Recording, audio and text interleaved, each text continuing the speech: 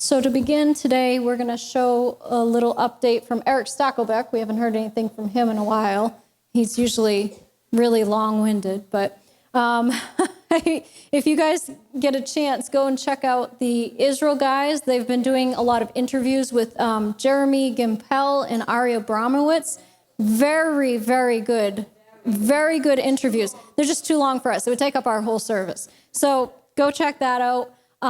We also, we've been following a lot from Yishai Flesher lately. He's been having a lot of really good things to say. There's obviously a lot going on in Israel, but we have a quick update from Eric Stackelbeck, and then we will jump into the message. Hey folks, Eric Stackelbeck here. Welcome to the Watchman Newscast. I wanted to come to you with just a quick update on this Friday before you head out for the weekend.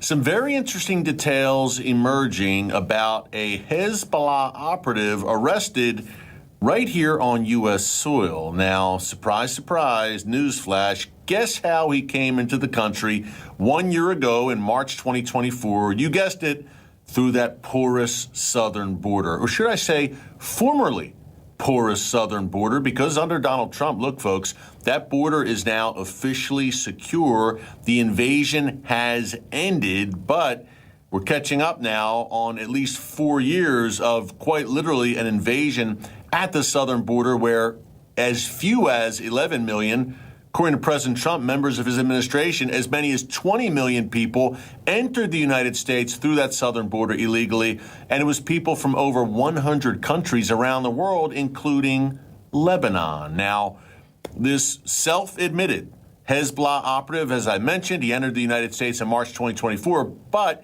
he's been here for a year in custody, thank God, and he has yet to be deported. But the story just made headlines in recent days. He was arrested a year ago, but we're just now learning about it and learning the specific details because, lo and behold, he's finally, reportedly, about to be deported, leaving the United States. Here's more.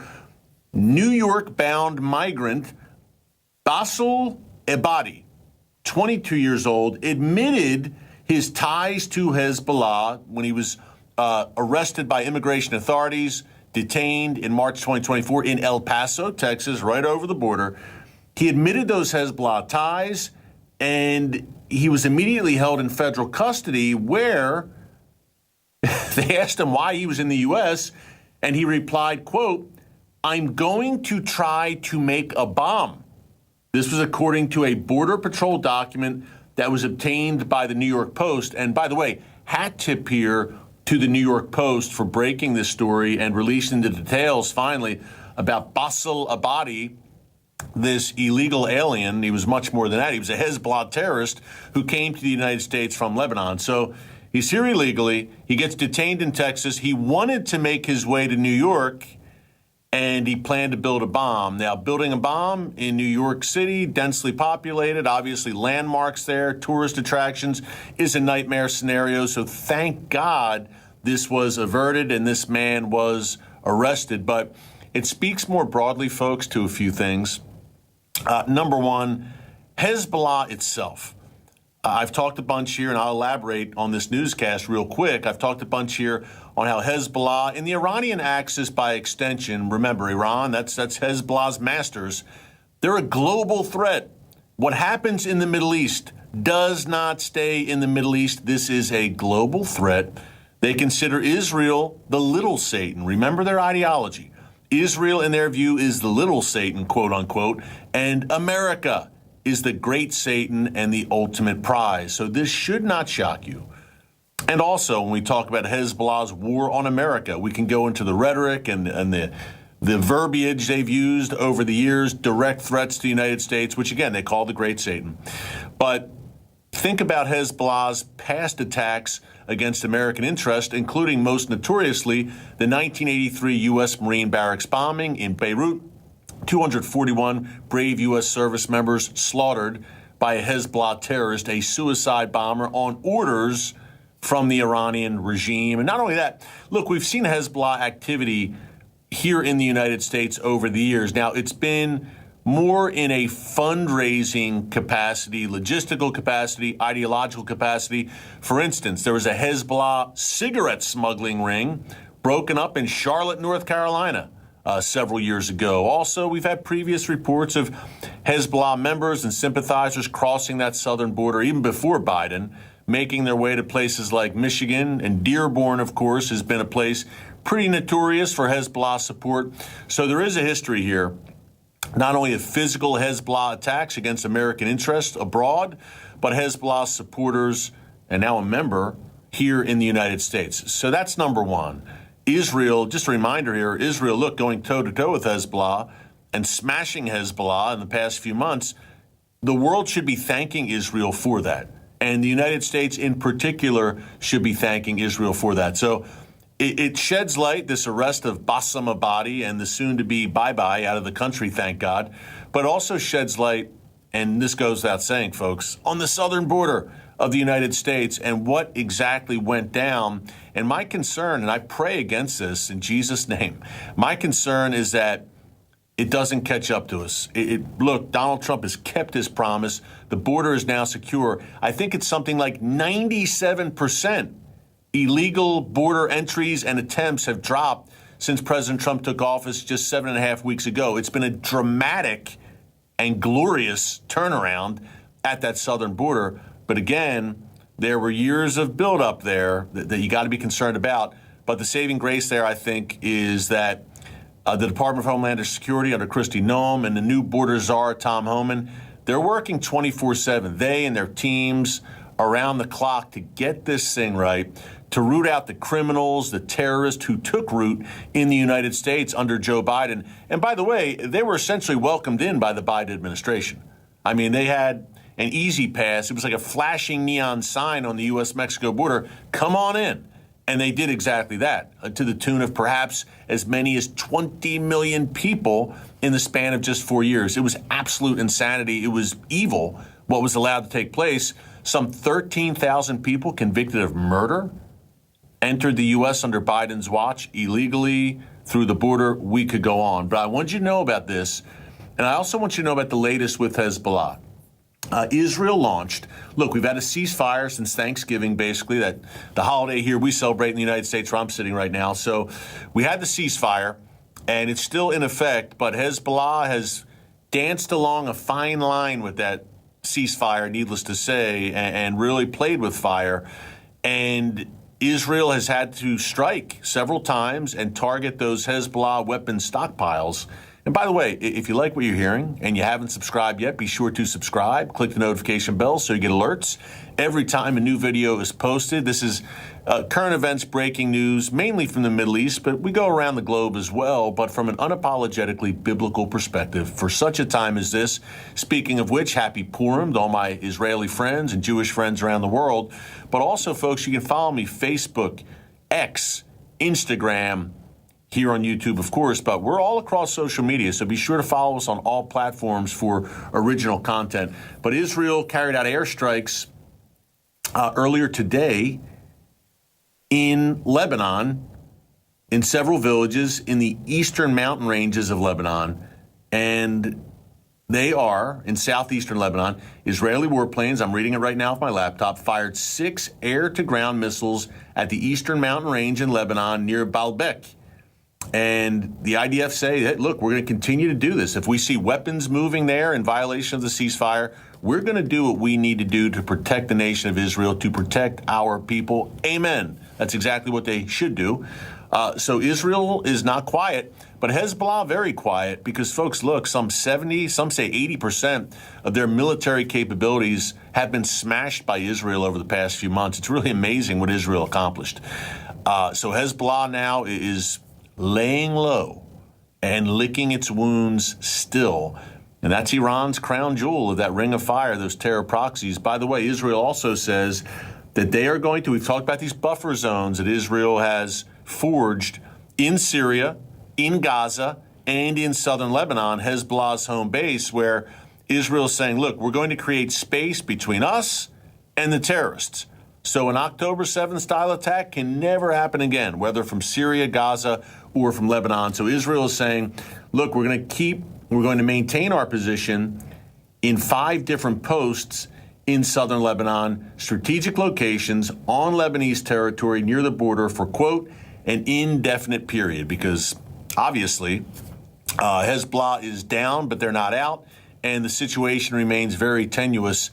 And at the same time, though, we hear some rumblings that Israel and Lebanon, not Hezbollah, but the nation of Lebanon, which Hezbollah resides within, it's a state within a state, basically, or at least it was for several years, that Israel and Lebanon are talking about possible normalization. I mean, who knows?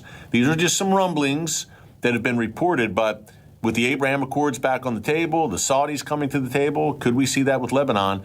Folks, we live in Bible times. Amazing things happening. Keep it right here for more updates. And by the way, if you like what you're hearing, you want to support the channel, remember that Watchman merch. We just released it. Shop.tbn.org. 50% discount right now off hats, hoodies, T-shirts, mugs, and more. Some very cool Watchman merch. Show your support for the channel. We appreciate you guys, and have a great weekend. Thanks so much for joining us. Until next time, remember, never hold your peace. God bless you.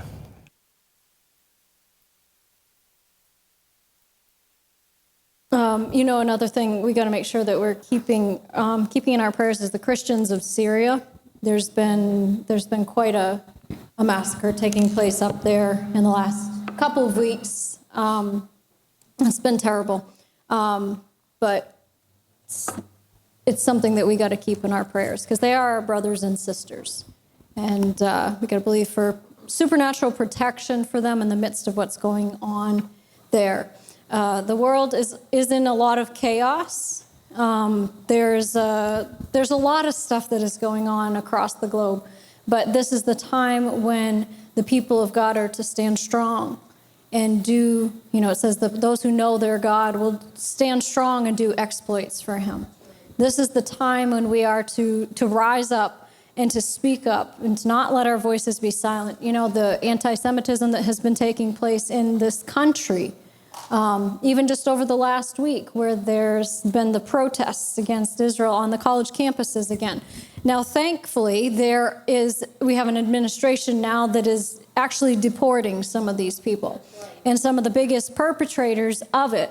No, don't expect that you can come into this country and get a right to stay here if your only plan is to undermine this country and to come against our ally Israel.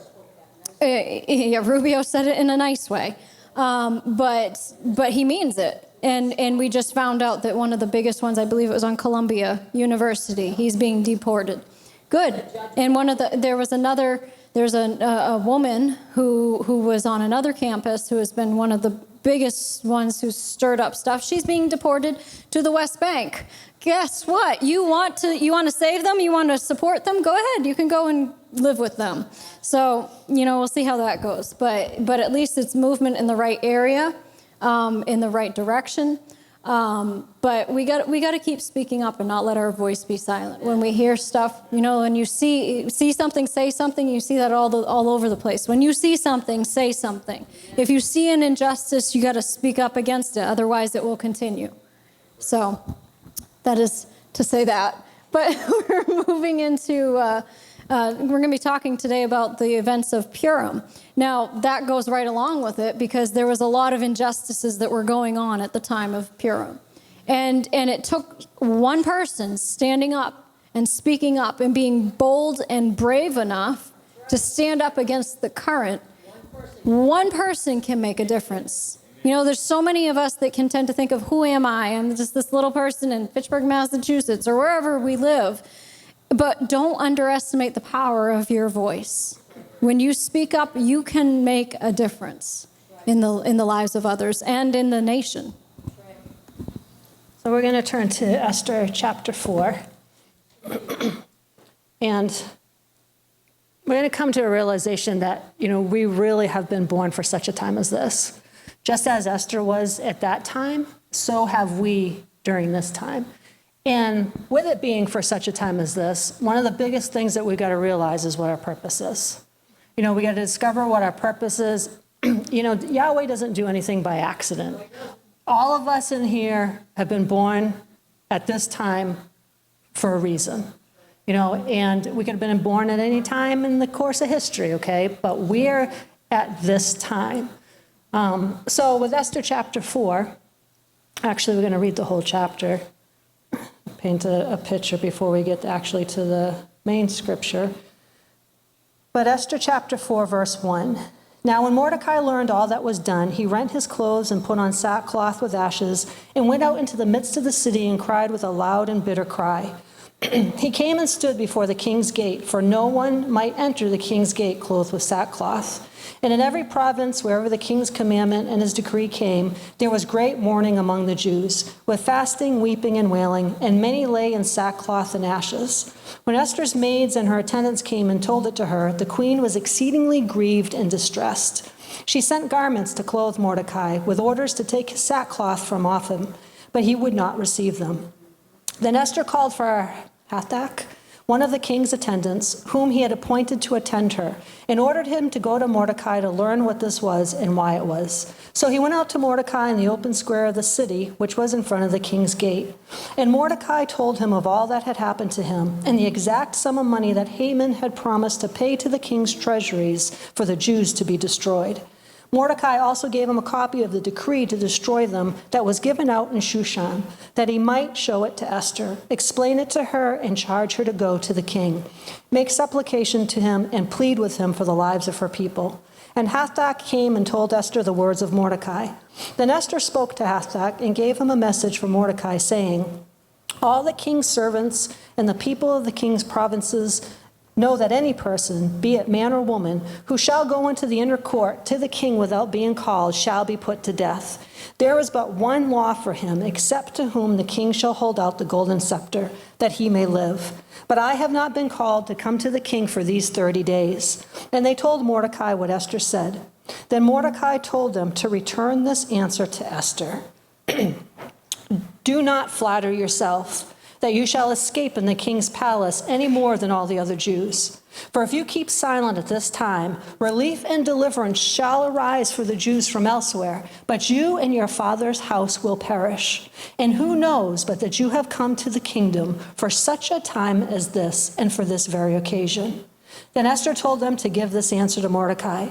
Go gather together all the Jews that are present in Shushan and fast for me, and neither eat nor drink for 3 days, night or day. I also and my maids will fast as you do. Then I will go to the king, though it is against the law, and if I perish, I perish. So Mordecai went away and did all that Esther had commanded him. So we kind of see a quick turn of events right here. We know that the decree was sent out for all the Jewish people to be destroyed and stuff, and Mordecai is making a plea and goes back to say to Esther what needs to be done. And what's Esther's first reaction? She reacts actually out of fear, because she knows what is the normal regulation to take place if somebody approaches the king without being invited. Okay, but what does Mordecai say to her in return? Do not flatter yourself, okay? Do not flatter yourself. Get out of yourself. This isn't about you. And that's what our purpose is about on this earth right now. It's not about us. It is not about us. It's about all the people outside of these doors that need a touch from Yahweh. So quickly, he says to her, do not flatter yourself that you shall escape in the king's palace. She wasn't going to escape in the king's palace. What was going to come around against her too, because she was being out of position. Okay? She was someone that was of royalty, but she hadn't yet grasped what that actually meant. She hadn't yet grasped what her kingdom status meant until Mordecai spoke those words to her. And he says to her, for if you keep silent at this time, relief and deliverance shall arise from the Jews from elsewhere. Okay, fine. Stay silent. Don't speak up. You're just going to miss out on one of the biggest events that's going to take place. And you and your father's house will perish. You're going to miss your purpose, why you were called to be queen for such a time as this, and your position. And because you're out of position, you're going to reap the consequence of being out of the position. But Esther And what does he go on to say? And who knows but that you have come to the kingdom for such a time as this? Another translation says, and who knows that you have come into royalty for such a time as this? Okay, she was placed into that royal position for such a time as that. And who knows but that you have come to the kingdom for such a time as this and for this very occasion. And what does Esther quickly do? She quickly turns around. Okay, this is all taking place in the time frame. It's not like, Mordecai said to her, go give this to Esther and tell her not to flatter herself. And then, 2 weeks later, Esther decides to change. Okay? No. She quickly took heed of what the call was, quickly took heed of what the purpose was, what her position was in the kingdom, and realized, you know what? This isn't about me. It's about others. It's not about me, it's about others. And what I do will impact the outcome of this situation. And that's why it's so important. We talk about it all the time. It's so important what our actions are. Because we have influence on other people. And we don't realize, we think it's just going to impact ourselves and maybe our family, but we don't realize it goes much farther out in the whole scheme of things. And much farther out, that if a person was to miss what their position is, could alter the course of history and cause it to not be the way it was supposed to be. But Yahweh. So Esther instantly turns around and she gets herself into position. And what does she say? Fast for me, and neither eat nor drink for 3 days, night or day. I also and my maids will fast as you do. So it wasn't just her that was going to fast. Just her telling people, okay, you fast for me, okay? No, she was getting in on it too, because she finally realized, okay, this is what my position is. This is what my purpose is, and I'm full in this 100%. I'm not going to go and order you guys to go do something else, and I just sit back and reap the benefits of it. I'm going to get in the fight with you. This is a battle that we're all in together. And she makes a powerful statement at the end of it that turns from a fear statement into not necessarily a faith statement, but it goes from a fear statement to a commitment statement, to a, yes, I'm in the battle no matter what. This will be a fight to the end. And she says, if I perish, I perish. How many people would actually take that stance and stand up for a cause and say, if I perish, I perish? We see many examples during the Holocaust, that people risked their lives to protect Jewish people, to save Jewish people. And then, other instances too. And a good question to ask yourself, would you be that individual? Would you be that individual, knowing what the cost could be to yourself, what the cost could be to your family? Would you be that individual to protect the other person, no matter what the cost is? So Esther had come into a realization and a discovery of what her purpose was. And that's what we need to do now more than ever. We talk about purpose in here, and we have an assignment and a calling and stuff, but we haven't yet exactly 100% grasped what that is. And we haven't yet 100% stepped into what our calling is, what our purpose is, because it's not just about us, okay? Our purpose is about people. That's what it's about. And ultimately, our purpose is about Yahweh. It's what he's called us to do, especially this small congregation on 40 Boutelle Street in Fitchburg. We don't even realize the extent of things that have taken place just because of words that have gone forth out of this portal for years, ever since we've moved into this building. Words that we don't know, when we get to heaven, we'll discover it all. But we don't even know that maybe on the other side of the country, that one day, one word from Yahweh spoken from behind this bimah impacted an individual so much that it completely turned their lives around. And it grabbed them off the destiny of heading towards hell and grabbed them into a destiny of heading for the kingdom of Yahweh. All because of people being obedient and willing to their call and their position and their purpose, and realizing that it's not about them. And really, it takes a not being moved by what's before you. Esther had to not be moved by the potential of a detrimental outcome to herself. When Paul said in the New Testament that none of these things move me, it doesn't mean that the potential isn't there. The suggestion isn't there to be moved. The enemy will bring the situations before you that give the suggestion for you to be moved. But it's your choice whether you're going to stand strong in your position and say, no matter what, I know I keep my eyes fixed on you, Lord. And I know the end of this story. We know the end of this story. Yeah, we know the end from the beginning. We know that the king has the last move, but it takes a focus. So just to paint a little bit of a background about the whole story and to realize how we're positioned for a purpose.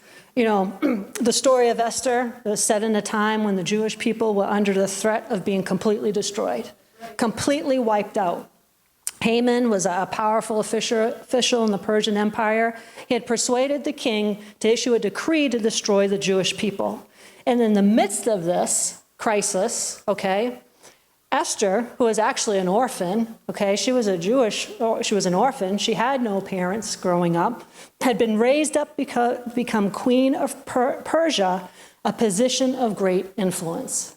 So, the next time you hear people say, well, kind of like Gideon, who was like, well, who am I, and was hiding and stuff, a lot of times people think to themselves, well, who am I? What can I do? I'm just this little old person or whatever. No, you're not.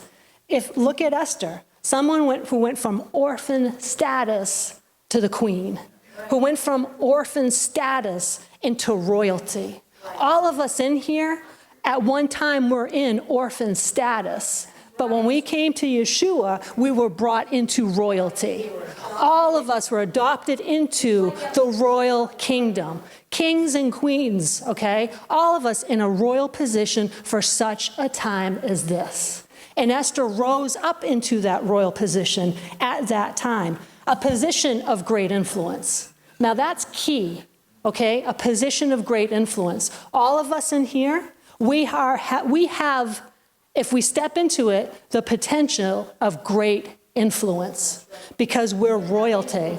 You're going to have influence anyway. It's either going to be for the negative or for the positive. You're going to either influence somebody down the wrong road or you're going to influence them down the right road. Yet when Esther was called upon her cousin Mordecai to intervene and save her people, she faces a dilemma, like we were just talking about, And the king's decree cannot be revoked, and appearing before the king uninvited could mean death. In the natural, it was a scary moment for Esther. Think about it. In the natural, you're actually ultimately faced with life or death, And she hesitates, wondering if this is the right time to act. But Mordecai's words echo through history, calling her to action. Now catch that. Mordecai's words echo through history. His words are still echoing today, Not just calling Esther into her place, but calling us into our place, calling us into our position. For if you remain silent at this time, relief and deliverance for the Jews will arise from another place, but you and your father's family will perish. And who knows but that you have come to your royal position for such a time as this.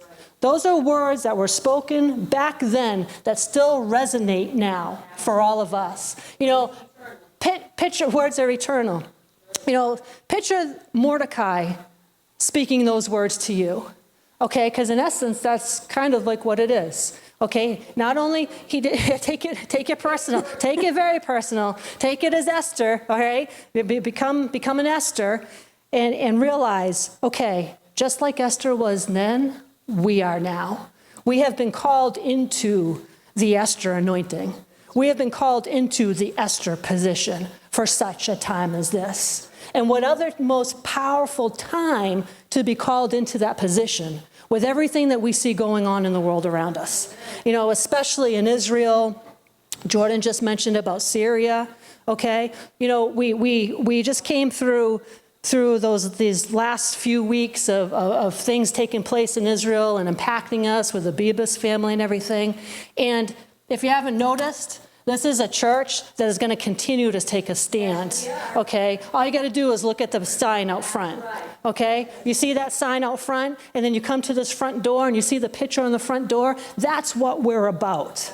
That's who we are, okay? And just how when he said to Esther, you know, do not remain silent, that are words that are ingrained in the very DNA of us. We will not be silent.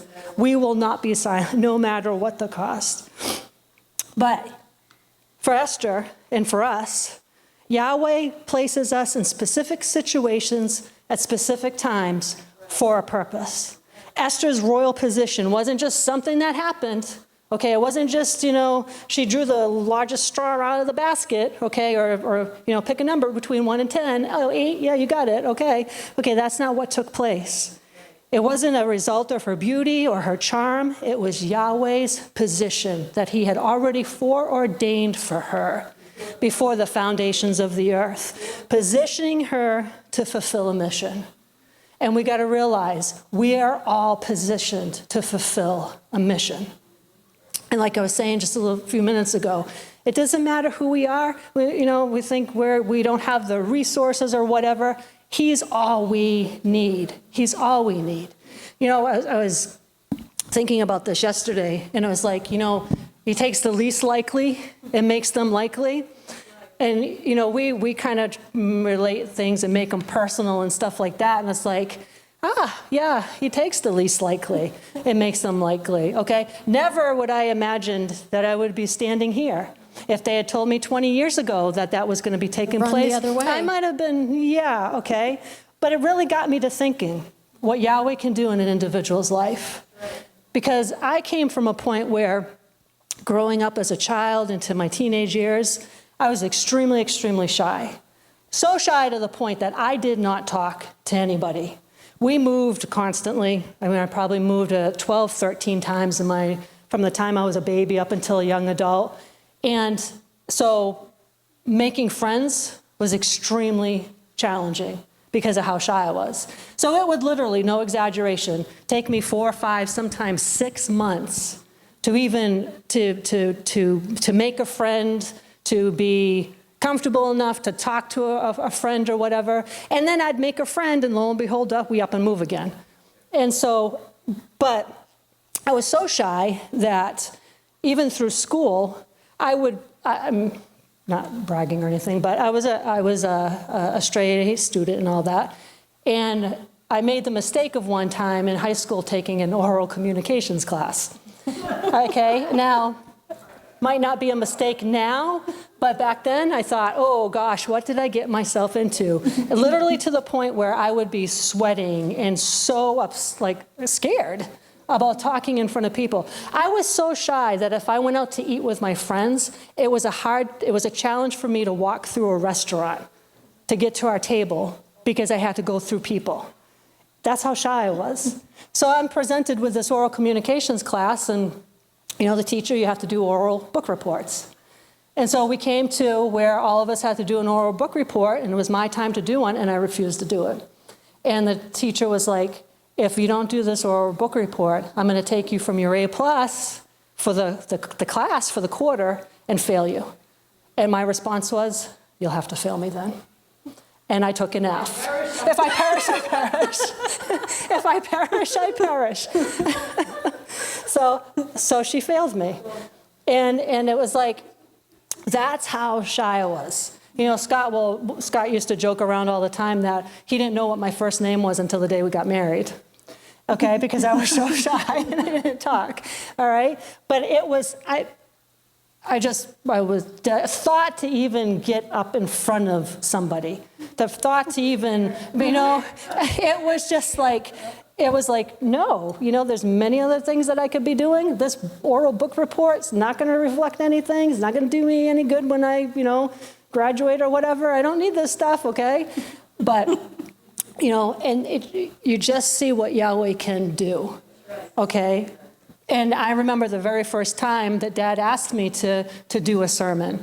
And it was with fear and intrepidation, I have to tell you, okay? Fear and trembling, massive shaking and sweating and stuff. And, you know, I thought to myself, is there anything I can take in the natural to calm myself down so I can do this, okay?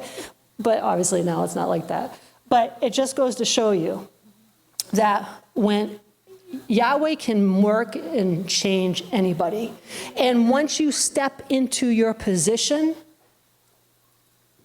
an instant transformation can take place. And you may have been one way, but now you're a totally different way because of what he's done. You know, it's like with Gideon. Gideon's life didn't change until Holy Spirit came and clothed him with himself. It's when he put him on as a garment, and that's when he became the courageous man that we know. The mighty warrior rose up because of Holy Spirit on him. You know, Esther in chapter 5, verse 1, I don't know are you getting into that? Esther 5:1, where it says, Esther put on her royal robes and stood in the royal court. It says, one translation says, Esther donned royalty. She didn't just put on clothes, she stepped into her position fully, and it came out of her. And she went from being this obscure, almost mousy queen that, I can't go before the king because, you know, I might die and all that, to I'm standing before the king with more than just royal robes on, but a confidence in the royal position that I know that God has called me to. That glory, that anointing clothed her and made her different than who she was.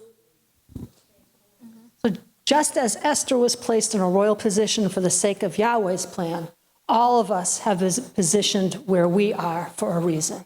It's for such a time as this. Yahweh has us here for such a time as this. He doesn't make mistakes in his positioning of us. Our current place, like I was saying, though it may seem insignificant or whatever, you know, sometimes we think to ourselves, well, we're just a small congregation. We're a huge congregation, okay? You know, just not to get off on that now, but it's like if you just look at our online, okay, we're a huge congregation. Several hundred members. Okay, several hundred members, yeah. You're welcome to all of you. We're say hi to you guys. But we are in the very place where Yahweh wants to use us to fulfill his purpose. And you've got to realize that. You've got to discover who you are and whose you are. You've got to discover that your identity is in him. No one else, nothing else. You know, Dad used to say all the time, what is your answer when someone says to you, well, who are you? What is the first thought you think? Well, you know, I'm a mom, I'm a wife, I'm a teacher. No, who are you? You're a daughter or son of the Most High God, created for such a time as this, with purpose, with vision, with calling, royalty status. That's who we are. You know, somebody asks you, well, who are you? Well, I'm Queen Sherry. No, don't do that. But so also, we got to realize when we step into our purpose, when we step into our calling, and just like with Esther, the call to act requires courage, especially in the days that we are in now. It requires a boldness. It requires a courage.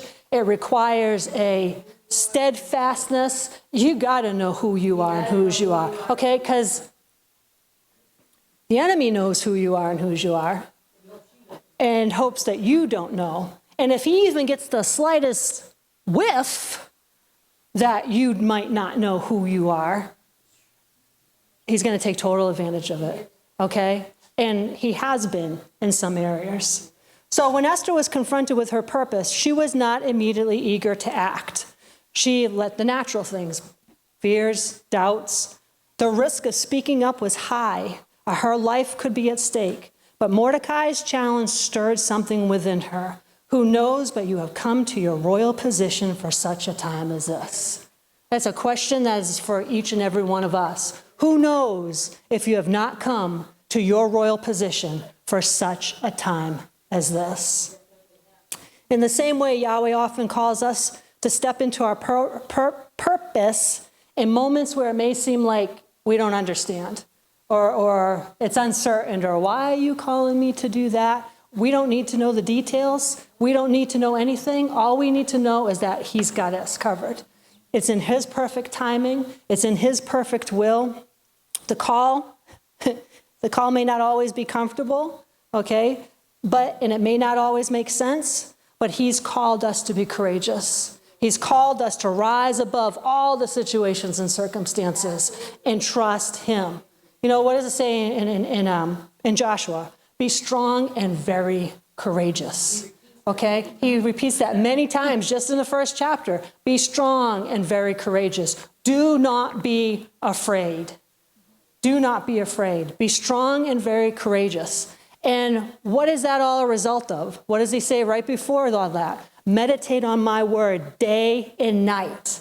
That's what it takes. You meditate on the word day and night, then you will be prosperous and successful. Then you will not be afraid, but you will be courageous and strong to face anything that the enemy tries to throw your way, but to be able to step into your royal position for such a time as this. Like Esther, sometimes the purpose that Yahweh has for us may make it seem like we're not equipped, but when he calls us to do something, he always provides for us, he always protects us, and he always equips us to do it. You know, the safest place to be is in the center of Yahweh's will, okay? He could call us to go into, I don't know. Syria. I was going to actually say that. That's the first thing that drops in my mind. He could call us to go into Syria.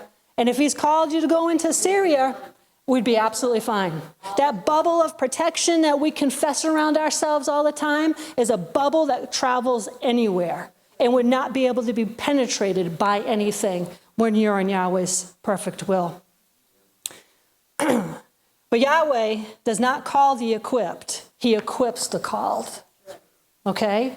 He doesn't call the equipped. He equips the called.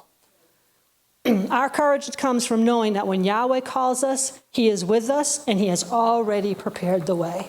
He's already made the way. It's already a done deal. Everything is already a done deal. Every answer that we ever need for anything is already there. Our healing is already a done deal. Our prosperity and our finances is already a done deal. The courage and the boldness inside of us is already a done deal. It's just up to us to pull it from that side of the veil onto this side and walk it out. And you walk it out knowing that you're of royalty, that you're just like an Esther. And another thing that we need to realize is that our purpose, actually not maybe, but we need to realize that our purpose is greater than we realize. It's far greater than we realize. Esther may have initially thought her life as a queen was all about luxury and personal success. When you think about a new believer, when they come into the kingdom for the first time and they think, oh, you know, all the blessings that I'm going to get, and I'm going to be a tither, and the windows of heaven are going to be opened over me, and, you know, I'm going to believe for a new car, and I'm going to believe for this, and all that's true, okay? But it's so much more than that. That's not why we are ultimately called into the kingdom. Okay, it's so much more than that. Yahweh had a higher purpose for her life, and it was the deliverance of the Jewish people. And Yahweh has a higher purpose for all of our lives. Who knows? Maybe it would be for the deliverance of a people, a deliverance of a person. You know, I quote it quite often about how there is always somebody in need waiting on the other side of your obedience.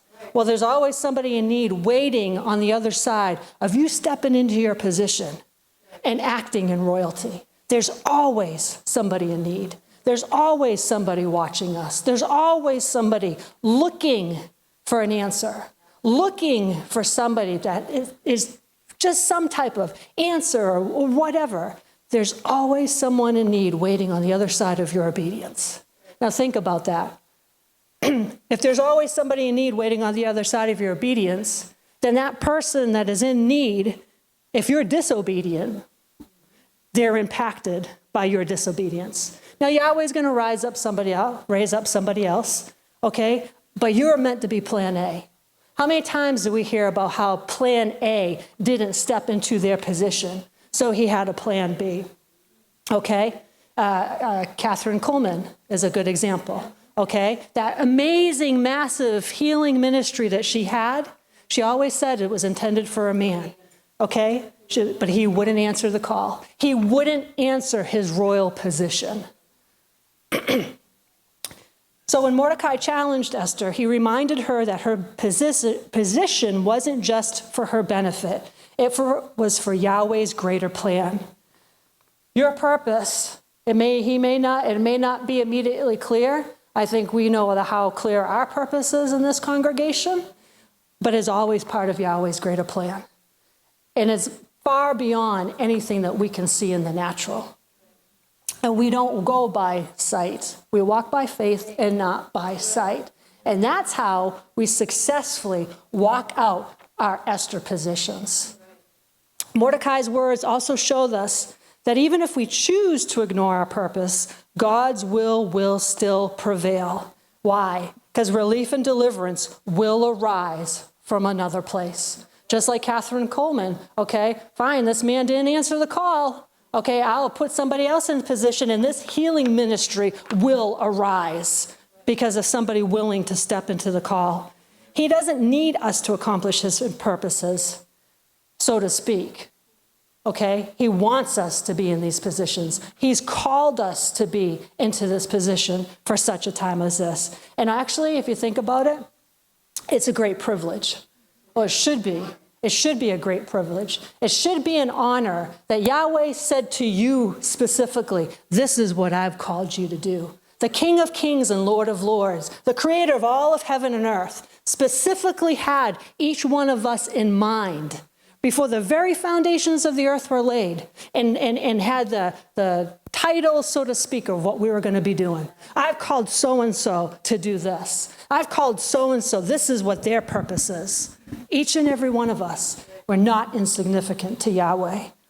We are called to a kingdom purpose. And the impact of our actions when we step into the purpose Yahweh has for us will carry on throughout all of eternity. Okay? Just the fact that we've talked before, how when we have an encounter with somebody, we can change their life from going down one way completely to going down the right way. That's an eternal change of destination. That's taking someone's path out of the grip of the enemy and bringing their path into the kingdom of Yahweh. So Esther's position was not about self-preservation. It was about fulfilling Yahweh's kingdom purposes. The purpose wasn't solely about her personal success or happiness or I'm queen, this is the title I have. It's about how her life aligned with Yahweh's work in this world. And that's what our purpose is. It's about how our lives align with what Yahweh has called us to do. And not just align our position in his plan, but not just to be aligned with it. You can be aligned with something. I don't know why I thought of this, but, you can get your car aligned all you want, but you're not going to feel the effects of it unless you actually drive it. Okay? You're not going to feel the effects of, this has gone from being crooked and pulling to the side to being perfectly straight going down the road. And that's how it is with us. It's about how your life aligns with Yahweh's purpose, his calls, and his vision on this earth. He places you where you are to be his hands and feet in a broken world. Those of us that do OFT, we have such a divine opportunity every Tuesday and Thursday night, even if it's just the one. Okay, what did Yeshua say? Just save the one sheep. What do shepherds do? They have this whole flock of sheep, and if there was one missing, they went after that one, even if it's just the one. So for us who do OFT on Tuesdays and Thursday nights, even if it's just the one, and I fully believe that Yahweh purposely sends certain individuals through these doors. Actually, I take that back. He sends all the individuals through these doors, but there are some that are highlighted a little bit more than others for a reason. And we're the ones that are the answer givers. We're the ones that if we're in our royal position, if we're in our king and queen status, knowing who we are and whose we are, we can impact these lives like they've never been impacted before. You know, Mom and I had an encounter one time with an individual that comes to OFT quite often. And Mom and Dad had ingrained in this, in all of us for a long time, but I took it for myself. And it was like, find out what their name is. Find out what their name is. Because by just saying their name can change the entire eternal structure of the individual. So that's what I did with this one particular individual.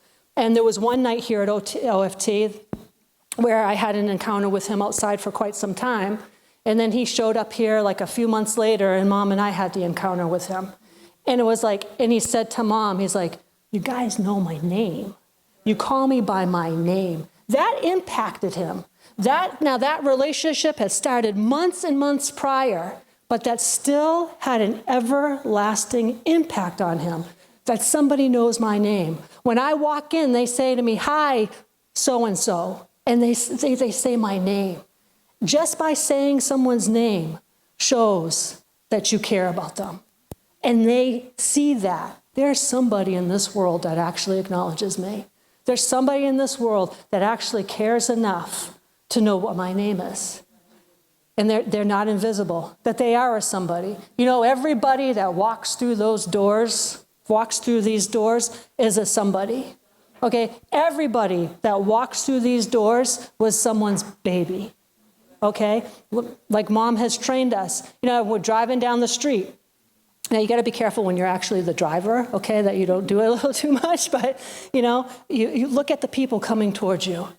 You know, all of them have a story. The people walking down the street, they all have a story.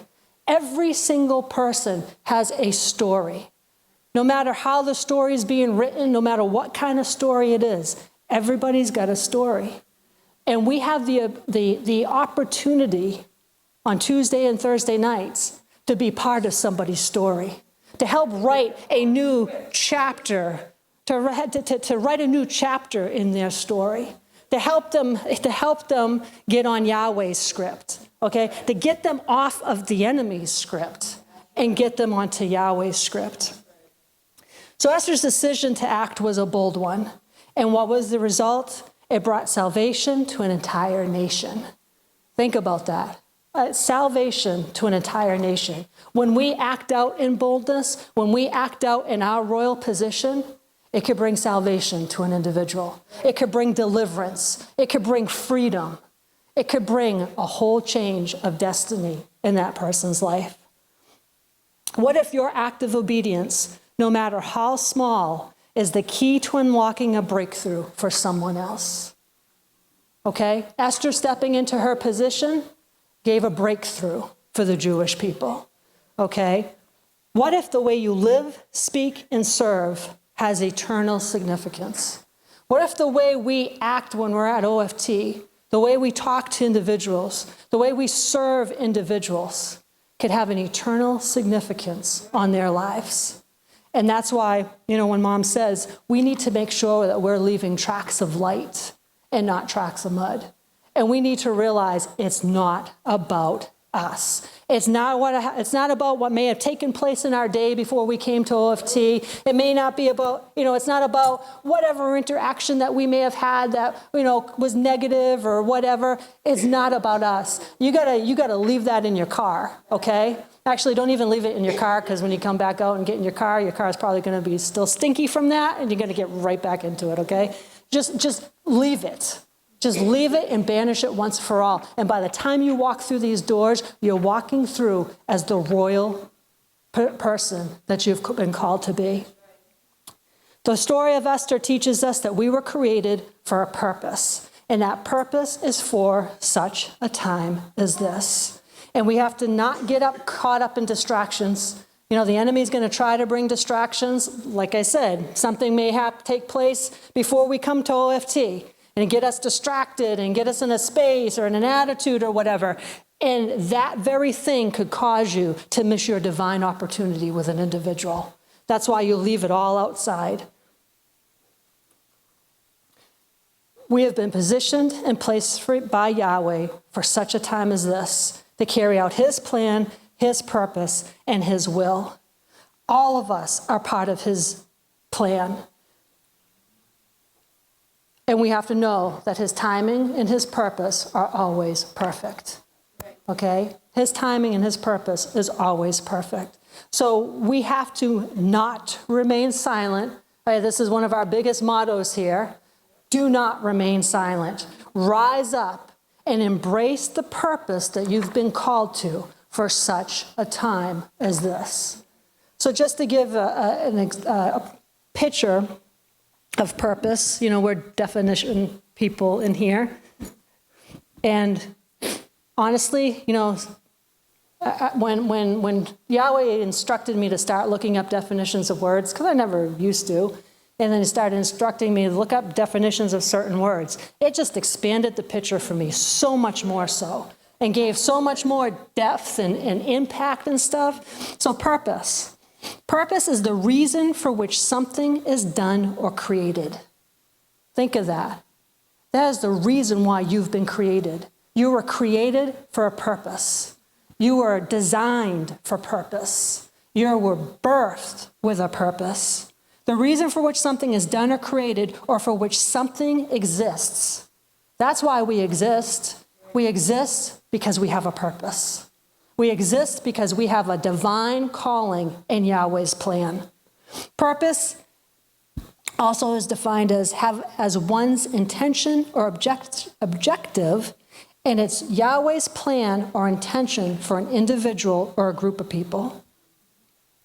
Purpose is biblically speaking, Yahweh has a purpose and a plan for each one of us, and we need to live in according to that purpose.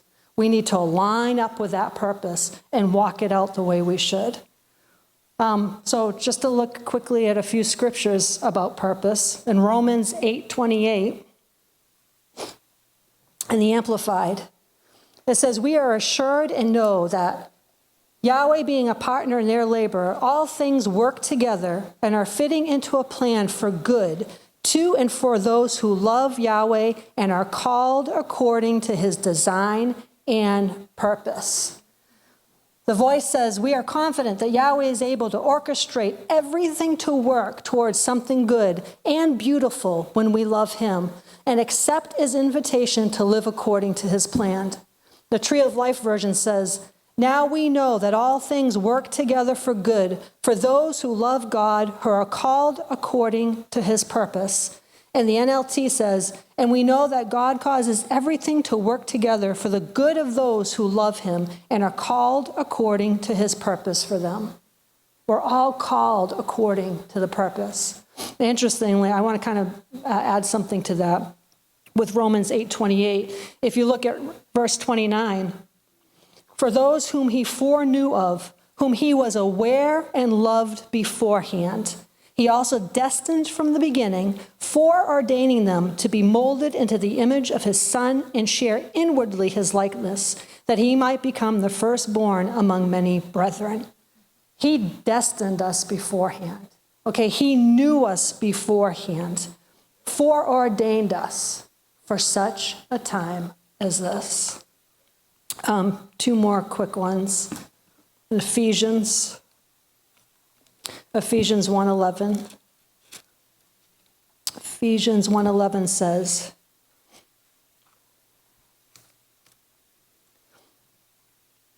I take the words we and all that, and I cross them out and put I, so that's how I read it. But in Ephesians 1 verse 11, it says, in him I also was made Yahweh's heritage, and I obtained an inheritance, for I have been foreordained, chosen and appointed beforehand, in accordance with his purpose, who works out everything in agreement with the counsel and design of his own will. See how close that is to Romans 8:28? Okay? It's all about purpose. And then the last one, Ephesians 2:10. For we are Yahweh's own handiwork, his workmanship, recreated in Yeshua the Messiah, born anew, that we may do those good works which Yahweh predestined, planned beforehand for us, taking paths which he prepared ahead of time, that we should walk in them, living the good life which he prearranged and made ready for us to live. That's purpose. That's what our purpose is, our plan for such a time as this.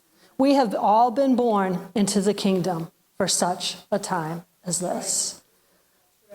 So I just wanted to read this article that I came across, that somebody was talking about that specific phrase, for such a time as this.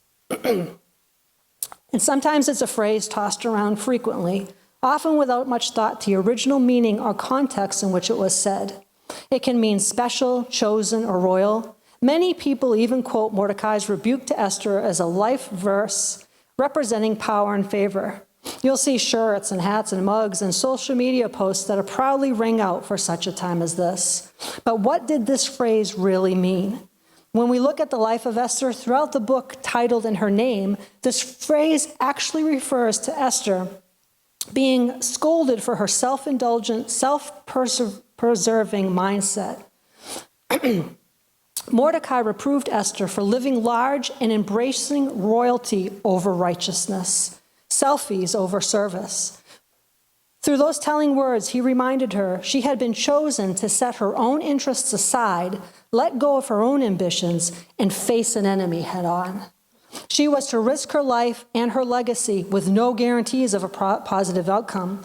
That's the "for such a time as this" Mordecai challenged Esther to accept. And then he quotes again, "Then Mordecai told them to reply to Esther, do not imagine that you in the king's palace can escape any more than all the Jews. For if you remain silent at this time, relief and deliverance will arise from the Jews from another place, and you and your father's house will perish. And who knows whether you have attained royalty for such a time as this." And that's the "for such a time as this" Yahweh also sets before you and me. He has given each of us a job, a position, resources, a calling. He has opened opportunities to optimize his kingdom purposes. He didn't place you or me where we are so we could eat figs all day long or post pictures on social media. He placed us wherever we are because we are in the midst of a battle, a war. You and I are in the midst of a seismic conflict involving good versus evil. To miss a kingdom assignment because we've become too caught up in our personal kingdom is one of the greatest tragedies we could ever face. An entire nation was grateful for how Esther responded to Mordecai's rebuke. Just a side note, I'm just going to slide this in here. You need to be grateful for mom's rebukes. In all seriousness, okay? You need to be very grateful for her rebukes because it's an Esther-Mordecai situation. An entire nation was grateful for how Esther responded to Mordecai's rebuke. Their lives were spared. How many souls can be spared in the culture where we live today when we choose to step up to service, even if it involves sacrifice? Yahweh has chosen us to live for such a time as this. He has put his will and his purpose ahead of our own, and we need to bow down to that call on our lives. Isaiah 33:6 says, "And he will be the stability of your times, a wealth of salvation, wisdom, and knowledge. The fear of the Lord is his treasure." And Proverbs 16:4 says, "The Lord has made everything for its own purpose." And that's what it's all about. It's about purpose. It's about being born for the kingdom for such a time as this. And you know, the whole thing of our purpose, like I had said before, it requires a focus. And we are living in a world that is full of distractions. Like she said, from social media to getting caught up in the latest, fad that's going around, to getting distracted by the heaviness of the times around us. All of these are meant to distract us from our purpose, to take our eyes off of the calling of Yahweh and to get our eyes just on the natural world around us. And in doing so, then we end up being less effective in the kingdom of God. the result of Esther stepping up. Her people were delivered. And in Esther chapter 8, verse 16, it says that the Jews had light, a dawn of new hope and gladness and joy and honor. So, and then that ends up getting added to the Havdalah service at the end of Shabbat. The Jews had light and gladness and joy and honor, so may it be for us. But that could not have come had she not remembered her purpose, had she not stepped into her purpose. The receiving of that light and gladness and joy and honor had everything to do with her fulfilling her call. And so, there's been a lot that's been talking about how, I think we spoke about it in the beginning of the month of Adar, how they say when Adar comes in, joy increases. And we've been talking a lot about walking by faith and not by sight, and the joy of the Lord is our strength. And joy is not an emotion. It is not an emotion, and it's not based on circumstances. It's not a feeling, it's a force. It's something that the world can't explain. It's something that is resilient regardless of what might be in the natural taking place around. You see somebody who's walking, who's able to keep their joy even in the midst of challenging times around them. That's somebody who has their eyes on Yahweh. That's somebody who knows their purpose, and they know the end of the book. In all these things, we are more than conquerors, Paul says. None of these things move us. It doesn't mean that the enemy is not going to try to move us. Because in Joshua, where he says, be strong and courageous, be not afraid. Why would he have to say that if that was the natural response? If that was just your natural response, nobody needs to tell you to be strong and courageous and be not afraid. It's because there's a force that's coming against you that is trying to convince you to not be who you are, to be moved out of your position, and to try to get your eyes on what the enemy's doing.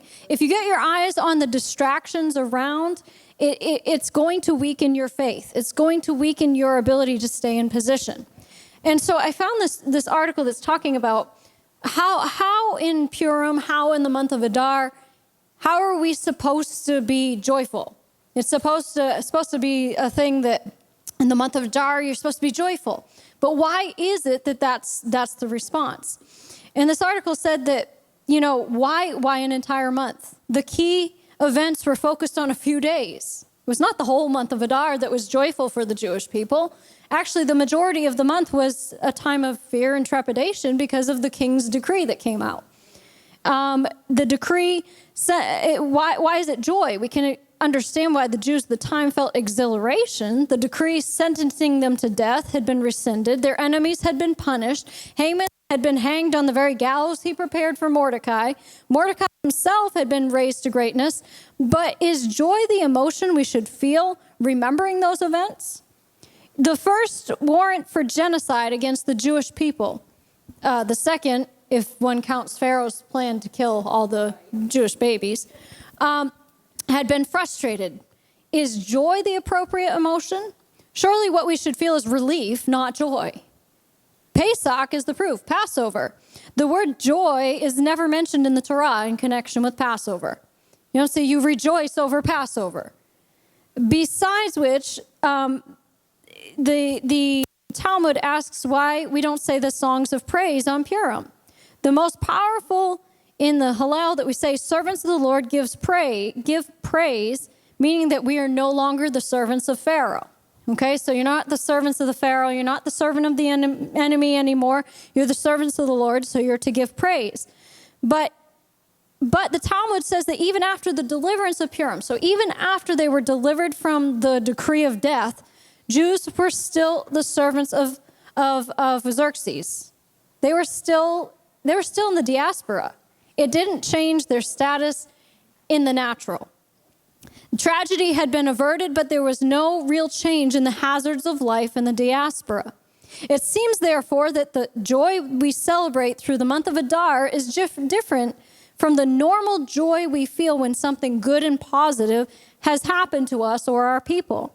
That is expressive joy. The joy of Adar, by contrast, is therapeutic joy. Imagine what it is to be a part of a people that had once heard the command issued against them to destroy, kill, and annihilate all the Jews. And that's happened throughout history, multiple occasions. Young and old, women and children on a single day. We who live after the Holocaust, we've met the survivors. You know, we've heard the stories of Irving Roth and some of the others that spoke to us at Kufi.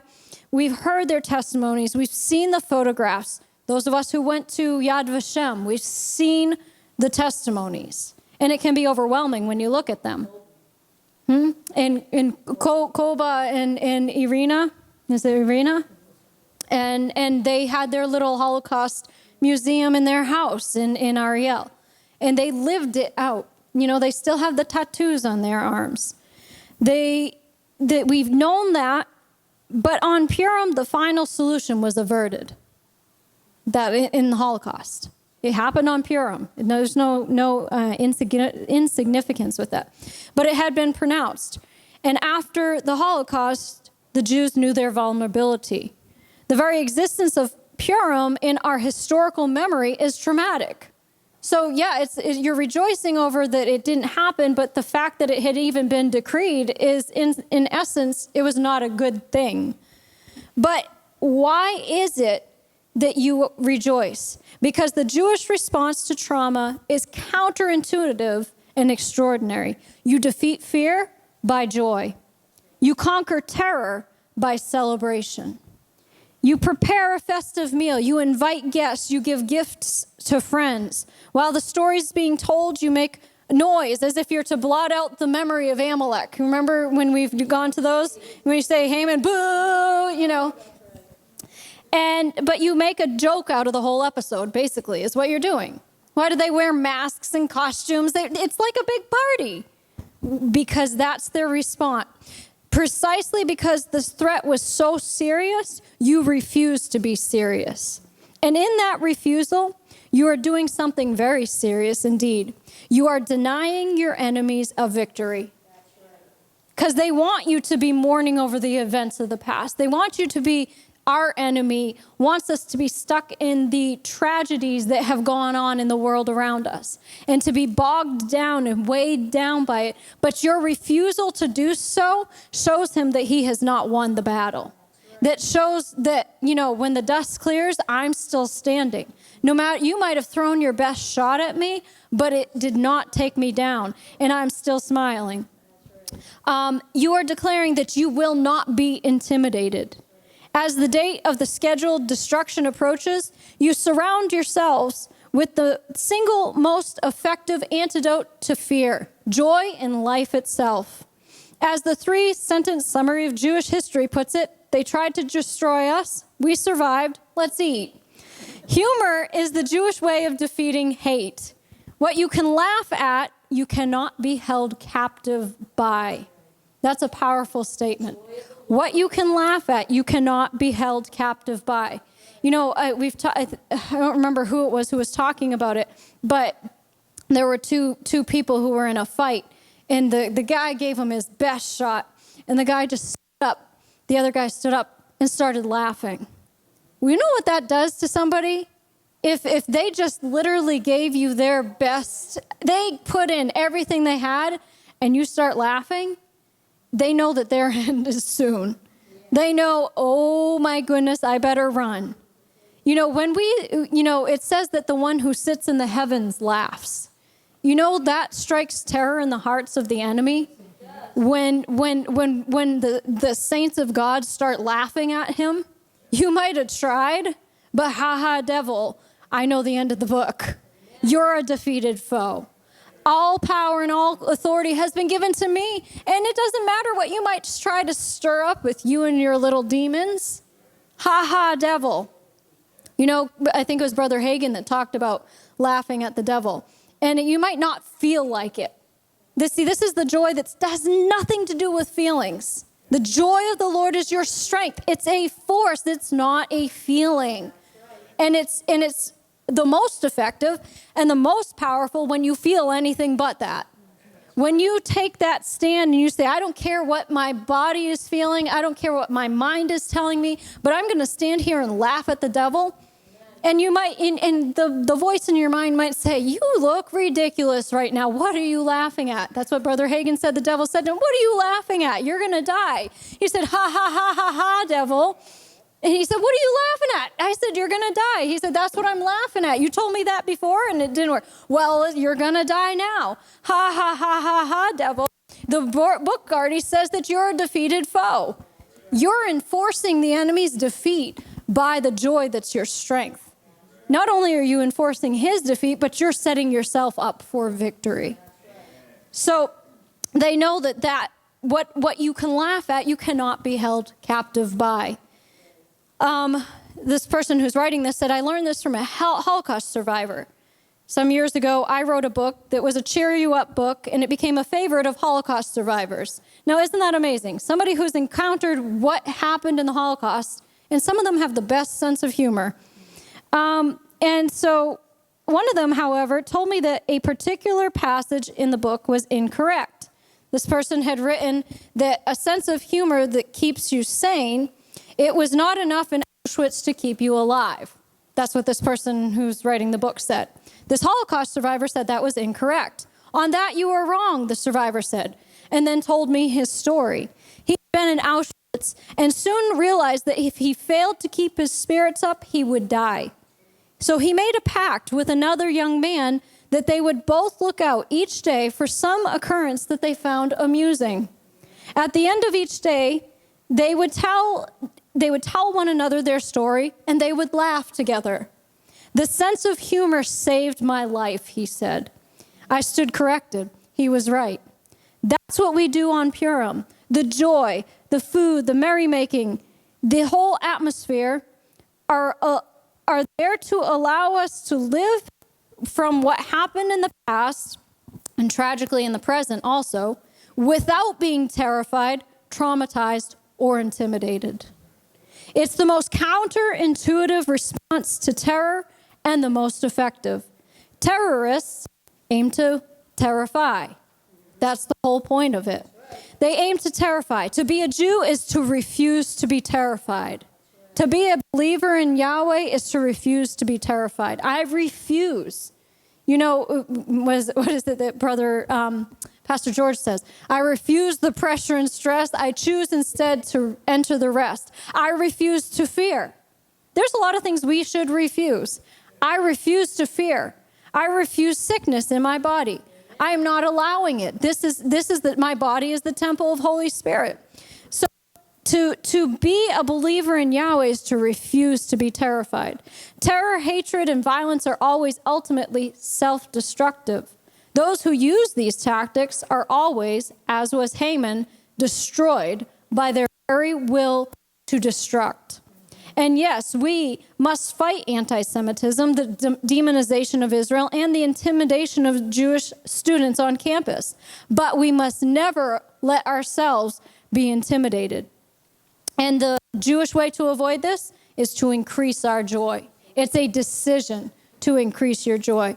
A people that know the full darkness of history and yet rejoice is a people whose spirit no power on earth can ever break. The book of Esther teaches us that even in the greatest concealment, even the deepest darkness, light is destined to emerge with great power. In these days, when the Jewish people are engaged in a fierce and determined struggle against their enemies, when we mourn our fallen with trembling hearts and tears, when so many families are torn apart by the pain of loss, and when our soldiers fight with courage on various fronts, this message takes on an even deeper and more profound meaning. When Adar begins, we increase our joy, does not mean ignoring the pain. It does not mean closing our eyes to the heavy sacrifices. On the contrary, it is a call to recognize, even within the greatest darkness, the flickering light that begins to shine. It's a call to believe that this overwhelming concealment will ultimately be revealed as the gateway to redemption, that there will be a better time ahead. When we speak of the destruction of Amalek, it talks about rejoicing in the destruction of Amalek, and that you've got to completely wipe them out. we are not just referring to the physical destruction of a people, but to the eradication of doubt from our lives. True joy comes from certainty. The greatest impediment to happiness is a sense of hesitation, the feeling of being lost and unsure about one's direction in life. You know, you can have all the things in life that you want, but if you have no sense of purpose, it's that none of the things matter. When a person is consumed by doubt, they are unable to fully embrace their path. This applies not only to major life decisions, but even to spiritual matters. When one questions their beliefs, purpose, or actions, it creates an emotional unrest that can prevent them from experiencing joy. There is a phrase, there is no joy like the resolution of doubt. The moment we remove uncertainty and embrace a sense of clarity, we are freed from inner turmoil and can experience true happiness. Mordecai's refusal to bow before Haman was not a one-time act of defiance, but an ongoing state of being. He did not merely happen to resist in that moment. His resolve was unwavering. He had absolute certainty in his mission and in his faith. There was no internal struggle, no doubt, no hesitation.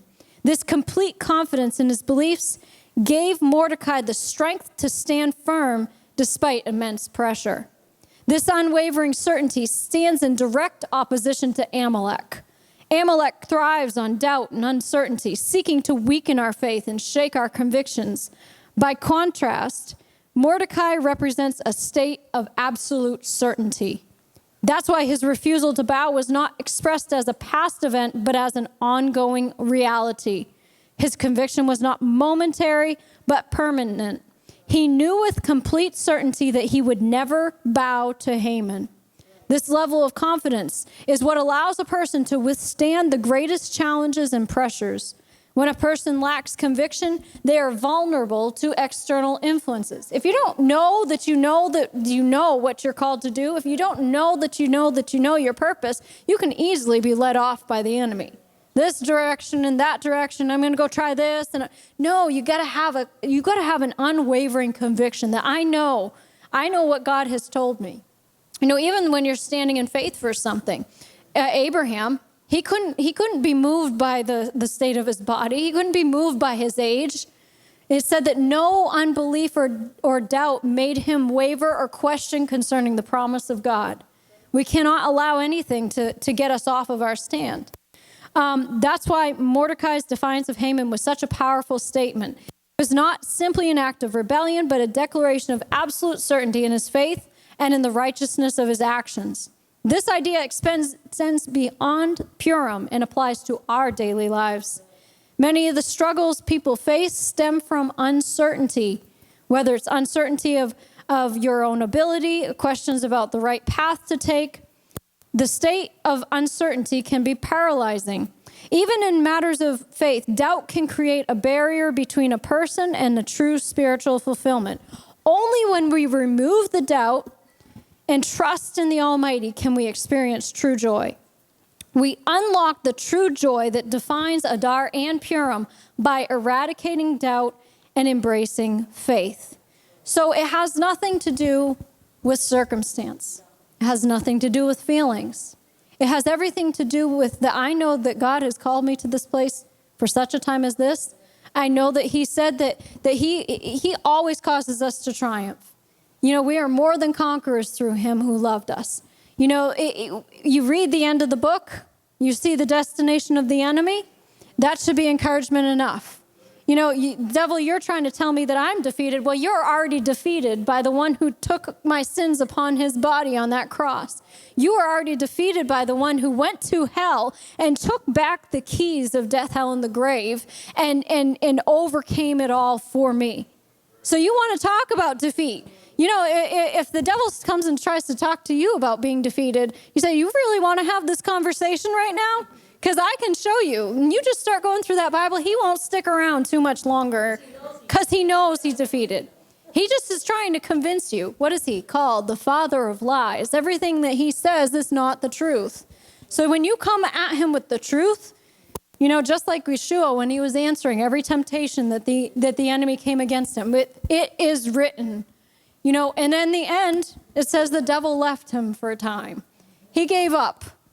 Let him be the one that gives up, not you. We stand firm. We stand strong. The joy of the Lord is our strength. Do you have that thing that from Amir?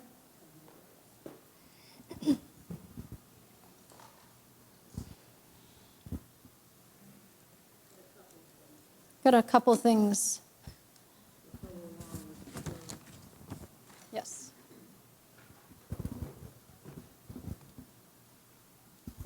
You know, we look at this whole thing, everything that we've been saying here as far as joy is not a feeling, it's a force, okay?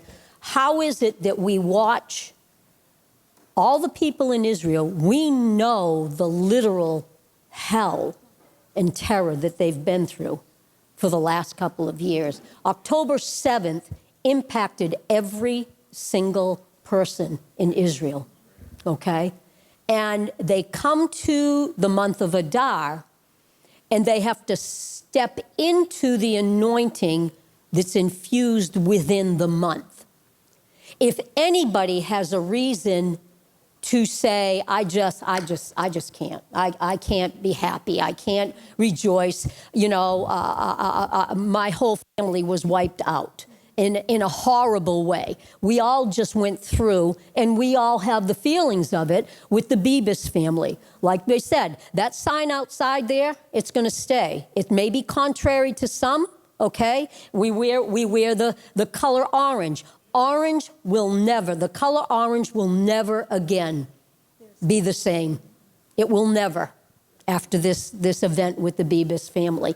But it's good that it isn't, because it's emblazoned inside of us that we will never, ever let that become just a passing thing that, I'd forgotten that happened. No.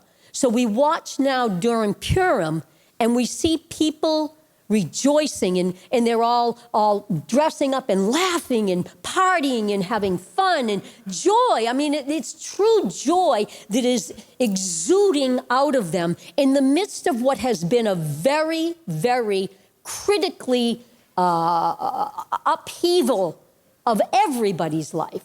I mean, think of the people that couldn't even go back to either end of Israel for a year. Well, how long? Some of them still are not able to go back to their homes, either in the north or in the south, okay? Their whole life was turned around, okay? But yet, if you look, and you should look, at the joy that they can exude and actually it's not fake. It's not fake. They truly are walking in joy. What they understand. 10 countries. Israel's the happiest, is in the top 10 of the happiest countries in the world. That makes because they know the secret. They know the secret, okay? A joyful heart is good medicine, okay? When there's something that takes away life, they immediately replace it by life. They plant trees. They do something that brings life, okay? Not in the face of the enemy. They are not going to bow to Haman. They're not going to bow to Hamas. They are not going to bow to the terrorists, okay? They're going to rise up and, like she said, just laugh. I know the joy that's going on and that has gone on during Purim over this time has had to have just been like creating agita in the terrorists, okay? How can these people who we have oppressed, who we have impacted, how can they be joyful, laughing, true joy, and rejoicing and celebrating, okay? It's because they understand the secret of being happy in any situation. It's because they keep their eyes where it needs to be. And they're understanding that and you'll hear the sages and some of the top rabbis, and they're already hearing the footsteps of Mashiach in the corridors, okay? things are lining up all on the landscape. If you watch, all the chess pieces are lining up. And so, we came across a couple of things. One of them was Amir. We watch Amir Sephardi. We follow him. He's just, I don't think the man ever sleeps. He's forever, but he keeps us informed of what's truly going on because he lives in Galilee. He lives in the Galilee. And he keeps us knowing what is going on. And so on Friday, he says, a Friday message from me to you.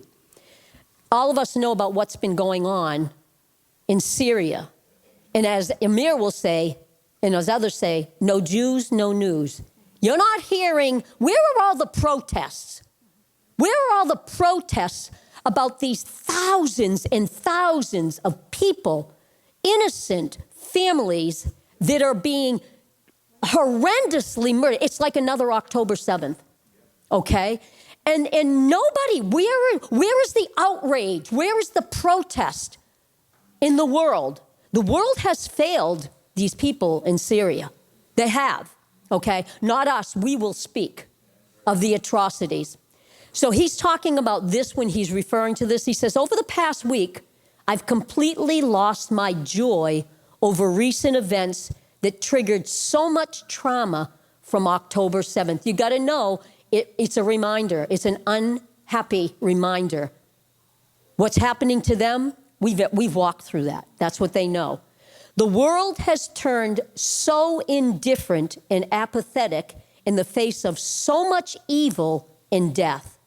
The lives of many have definitely grown cold, and world governments are run by evil people with secret interests and motives. It's insanity across the globe. And that's why we've been born into the kingdom for such a time as this, because we will speak the word that is contrary to what they're speaking. My lack of joy disturbed my spirit, which caused me to go back to Scripture. What a wise thing. Go back to Scripture and see that oftentimes we must command our souls to rejoice and bless the Lord.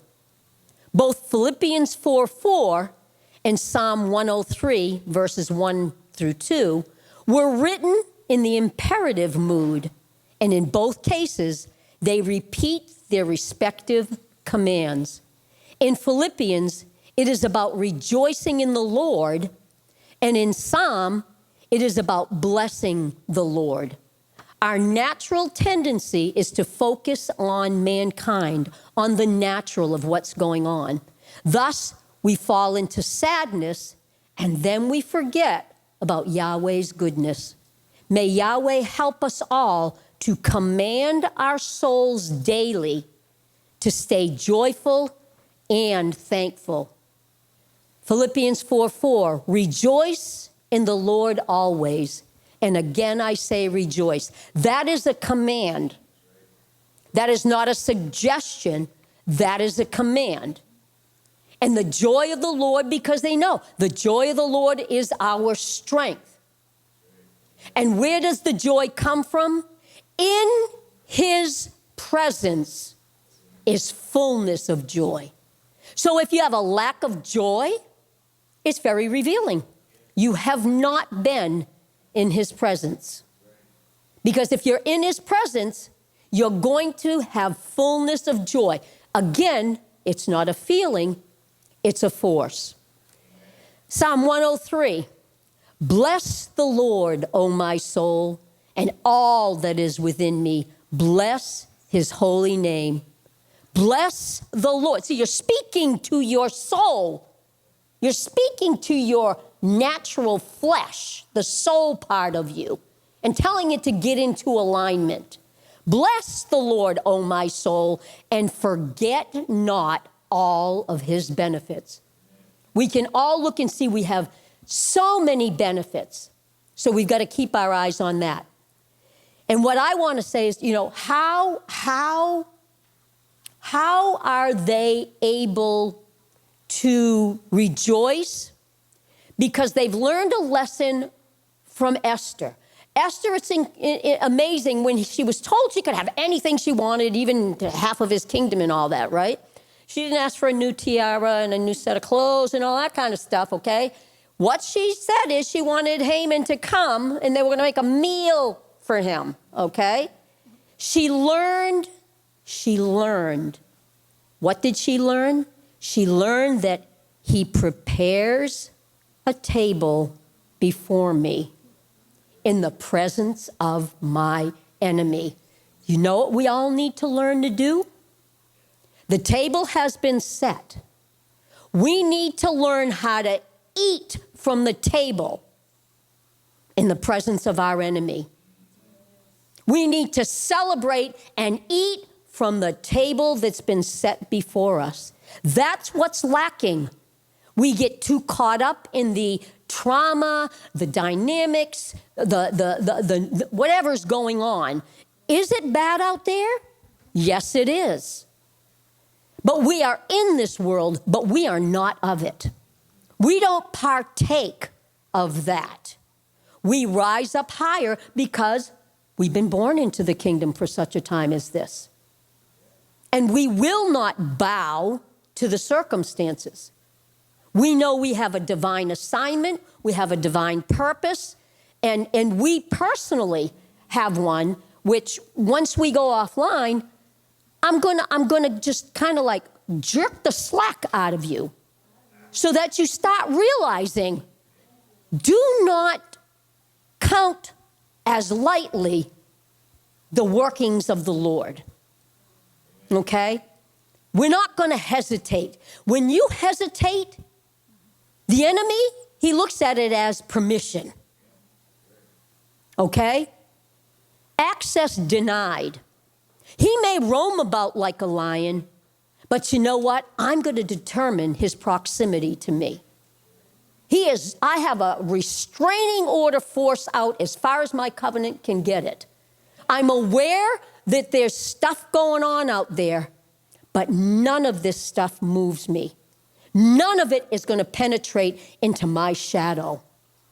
Because my shadow is guarded, because like they were saying, even with OFT, when somebody comes in your shadow contains the very essence of the glory of heaven. Resurrection power is now inside of me. And I'm coming to them from my seat. Only royalty can be seated in the presence of a king, okay? I'm dealing with them from my seat, my position that I've been given, okay? And my shadow is filled with that if I've done what I'm supposed to do and I've stayed in his presence, okay? And when they come in my shadow, it changes all their options. Now, I can only put that in front of them. They have a free will to choose whether they are going to have an aha moment and they can walk out differently, and it gives Holy Spirit something to work on them once they do leave your presence, okay? I never want to be found guilty of leaving tracks of mud in people's lives. That when they come into my presence, they're one way, and when they leave, they came in, they were pretty bad, but when they leave, they're worse. We are always light. One small light, one person can make a difference, okay? And that's what we're called to do. We're called to make a difference. This is another one that I saw on here. It's about Purim. Purim is more than a celebration. It is a testament to the survival of the Jewish people. For over 3,500 years, empire after empire has risen with the same goal. And that goal was to destroy God's people, the Jewish people. From Pharaoh in Egypt to Haman in Persia, from the Romans to the Nazis, each one believed that they were the ones that were going to succeed. Yet, time and again, history tells us a different story. It tells us his divine story, because he's the one that gets the last word. And if we walk according to his script, then we're in alignment with his victory. The Jewish people endure, they rebuild, and they celebrate. Purim reminds us that survival is not just about overcoming physical threats, but about holding on to identity, knowing who you are and whose you are, faith, and purpose. Is that not what we've been talking about? We're here on purpose for a purpose. And we will give an account of whether we fulfilled the divine assignment that has been from before the foundation of the earth. He knew we were going to be here. He knew who we are. He intimately knows us. He knows everything about us. And he called us, and he appointed us, and he put us on earth in this dimension for this time. I believe that we're the end time generation. I believe, if I read my word correctly, that we are it, okay? And we're going to see things happening. I mean, you watch the news and it's almost like watching biblical prophecy being fulfilled. The enemies of the Jewish people have always tried to erase them. Yet, today, the Jewish nation stands strong, thriving in its homeland and beyond. The Megillah, which is read on Purim, that's Esther, teaches that history, it's not random. Each twist and turn ultimately leads to redemption. Then he says, Chag Purim Sameach. We've got to understand we can learn from our family that we're grafted into, okay? In the face of all this evil, they understand the power of allowing the joy of the Lord to be their strength and to rise up and to laugh at the enemy. And that's what we have to learn to do. We're here for a purpose. Does all this stuff impact us? And I mean, we as a personal congregation right now, one of our beloved has moved on to his glory, moved on to heaven. Does that in the natural impact us? Deeply, deeply. We are so elated and happy for him because he's like in glory. He's dancing on streets of gold. He's with everybody that he wants to be with now. And now he's got a different position in this congregation. Now he's a part of the great cloud of witnesses. And he's looking down and he is cheering us on. And we have to know, you know, the distance between here and there is like a blank, you know, that's that parallel universe. You know, you can be blinked in and out of. There's not a big gap between us and our loved ones that are now as the cloud of witnesses. They are here. We need to just remember that they are still with us. They're very much still alive and with us, okay? And we've said it many times. Giving their supply. Giving their supply. They are giving a supply, okay? That's their new assignment, okay? They've just switched positions, that's all, okay? But they still are with us, and we need to recall that. Because if you have eyes to see and ears to hear, you're going to know those moments when heaven and earth are so much closer, okay? We've seen little signs here and there, okay? Yellow butterflies, tons of yellow butterflies showing up, okay? After Dad left, okay? Eagles now flying around, okay? And we know Pastor Shad loved eagles, okay? You got to have eyes to see and ears to hear. And then the feelings, again, and that is a feeling, okay, about the hole that they've left in our lives by them being promoted, okay? Those are just feelings. And that hole can be filled if we realize they really are still with us. They really are still with us. And we're going to all be together soon. We know it's coming quickly. And we're going to hear well done. We're not gonna miss a cadence. It's not going to be interrupted. We'll deal with any natural feelings that we might have, but we'll move on for the prize. That's what we're fighting for, is the prize. And like we were saying here, it's not about us. It's not about us at all. And notice that when Esther put out the word, what did she say? Did she say, fast and pray for, King Ahasuerus, that he's going to have favor towards me and he'll put his scepter? She didn't say that. She said, fast and pray for me. Why? She needed to stay strong and courageous and not fear, and follow through with what she knew that she knew that she knew she had to do. And she didn't try to do it alone. She called in on the tribe. And she drew strength from something like that, so that it got to the point where it's like, it's even like the four men in the fiery furnace. If we perish, no. Now, if you don't care about that, you find that the enemy kind of gets a little bit deflated, because that's his big prize, is that you're afraid of that kind of a result. Okay? So we are born into the kingdom for such a time as this. We understand who we are and whose we are in this congregation. And after we leave all of you people on Facebook land, we're going to have a personal time here. And I'm believing that you're going to be bumped up to a higher level. And you're going to begin to value the calling, value the assignment, and get your eyes recalibrated that you are a part of something. All of you, even out in Facebook land, we're a part of something much bigger than ourselves. And we've got to know who we are, whose we are, and what's already been accomplished for us. Amen? Just one quick note on the feelings part of things.